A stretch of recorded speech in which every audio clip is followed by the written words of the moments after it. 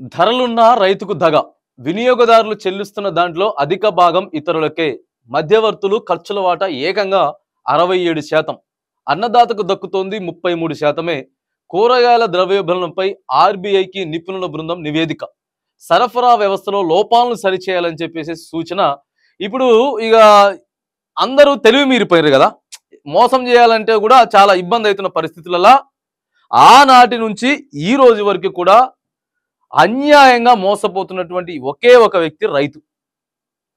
100 రూపాయలు అమ్ముతున్నారు టమాటా కిలో, 33 రూపాయలు కొంటున్నారు చేనుకాడ రైతు దగ్గర. ఈ మధ్యవర్తులు దళారులు ఇవందరూ కూడా తీసుకొచ్చి వాటా వాళ్ళకి 67% పోతుందటండి బాబు. అప్పు చేసి రైతు తీసుకొచ్చి దాన్ని కాపాడి నీళ్లు పెట్టి పండిస్తే 33 రూపాయలు పోతుంది, 100ల 67%. చూడండి ఎట్లున్నదో పరిస్థితి. అంతే, అన్నీ అంతే.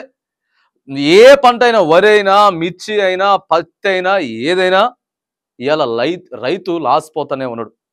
ప్రభుత్వాలు సాయాలు చేసే దగ్గర కూడా అరకొర సాయాలు చేస్తే చేస్తుంది, లేకపోతే అది కూడా లేదు. ఎందుకంటే ఇప్పుడు ప్రజెంట్ రైతు భరోసా అది కూడా లేదు.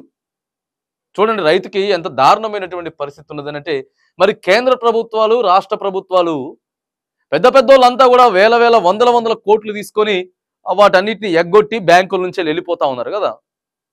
మరి వాళ్ళని ఏం చేయకుండా అసలు రైతుల పట్ల ఏం చేస్తా ఉన్నది? మధ్యవర్తులను, దళారులను ఆపడానికి ఏం చర్యలు తీసుకుంటుంది? రైతన్న ఇంకా మోసపోతూనే ఉండాలా? ఎన్నిసార్లు మోసపోవాలి రైతన్న? చూడండి చాలా దారుణమైనటువంటి పరిస్థితి. ధరలున్నా కూడా రైతుకి ఆయన దగా అయిపోతానే ఉన్నాడు. మొత్తం ఉల్లిపాయ, టమాటా ఏ విషయమైనా సరే ఆయనకు వచ్చేటటువంటి పర్సంటేజ్ ఎంత? ఈ మధ్యవర్తులు, దళారులు కొమ్ము కాసుకొని కష్టాన్ని, వాళ్ళ కష్టాన్ని తీసుకొచ్చుకొని ఇగో ఈడ అమ్ముకుంటా ఉన్నారు. వాళ్ళ కష్టాన్ని అమ్ముకుంటా ఉన్నారు. రైతుల కోసం ఎప్పటికైనా సరే ప్రభుత్వాలు అన్ని చులకన చేసి చూస్తూ ఉన్నాయి.